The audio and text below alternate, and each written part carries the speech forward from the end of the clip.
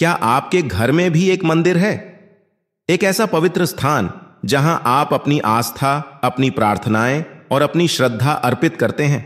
लेकिन क्या आपने कभी सोचा है कि आपके घर के मंदिर से जुड़े कुछ ऐसे रहस्य भी हो सकते हैं जिनके बारे में शायद आप नहीं जानते? आज हम ऐसे ही कुछ रहस्यों से पर्दा उठाएंगे और जानेंगे कि घर के मंदिर को किस तरह रखना चाहिए ताकि वह आपके जीवन में सुख समृद्धि लाए।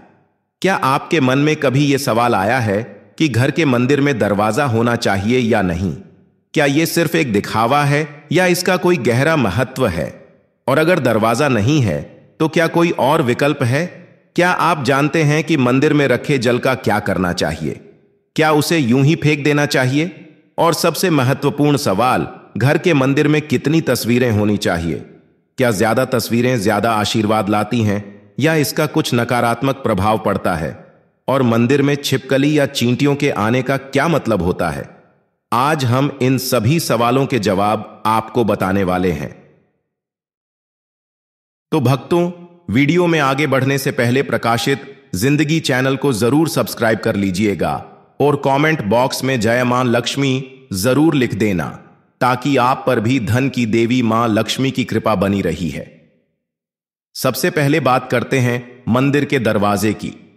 कई लोगों का मानना है कि घर के मंदिर में दरवाजा होना जरूरी है, जबकि कुछ लोग इसे जरूरी नहीं मानते। वास्तव में दोनों ही बातें अपनी जगह सही हैं।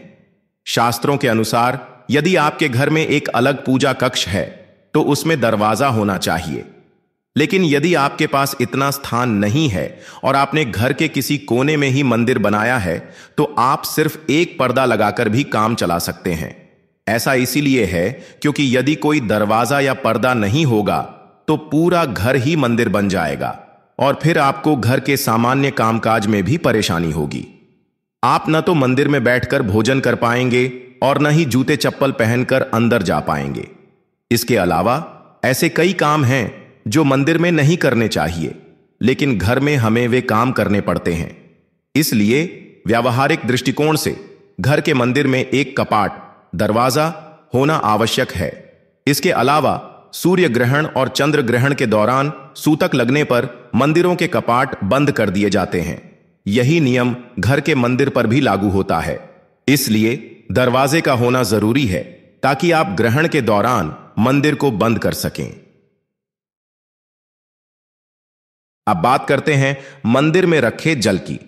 क्या आप जानते हैं कि पूजा के बाद मंदिर में रखे पानी का क्या करना चाहिए? शास्त्रों के अनुसार पूजा होने के बाद उस जल से आचमन करना चाहिए। आचमन का अर्थ है उस जल को थोड़ा थोड़ा करके पीना।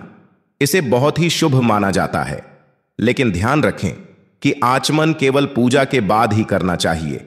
यह एक तरह से भगवान का प्रसाद होता है और इसे ग्रहण करने से मन और शरीर शुद्ध होते हैं। अब एक और महत्वपूर्ण सवाल, घर के मंदिर में कितनी तस्वीरें रखनी चाहिए? क्या ज्यादा तस्वीरें लगाने से ज्यादा पुण्य मिलता है? ऐसा नहीं है।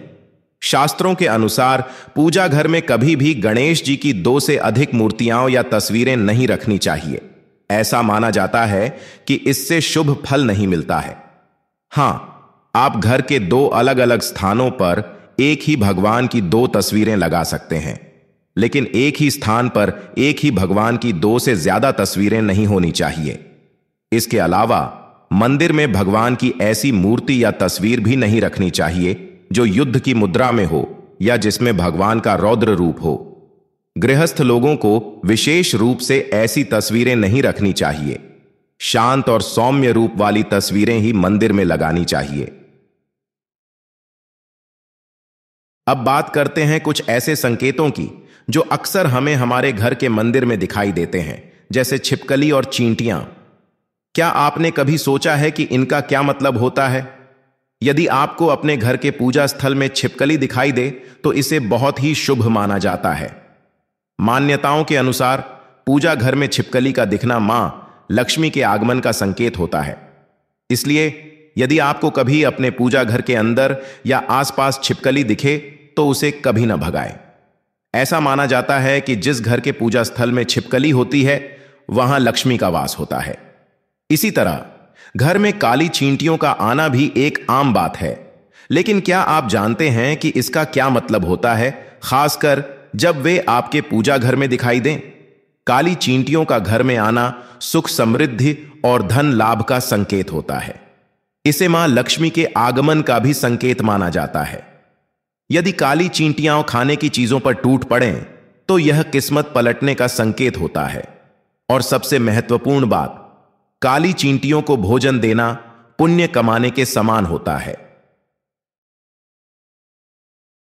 तो ये थे कुछ रहस्य जो आपके घर के मंदिर से जुड़े हुए हैं। उम्मीद है कि आपको यह जानकारी उपयोगी लगी होगी। अपने घर के मंदिर को पवित्र रखें, उसकी देखभाल करें और उसमें श्रद्धापूर्वक पूजा करें। यही आपके जीवन में सुख समृद्धि लाने का सही मार्ग है।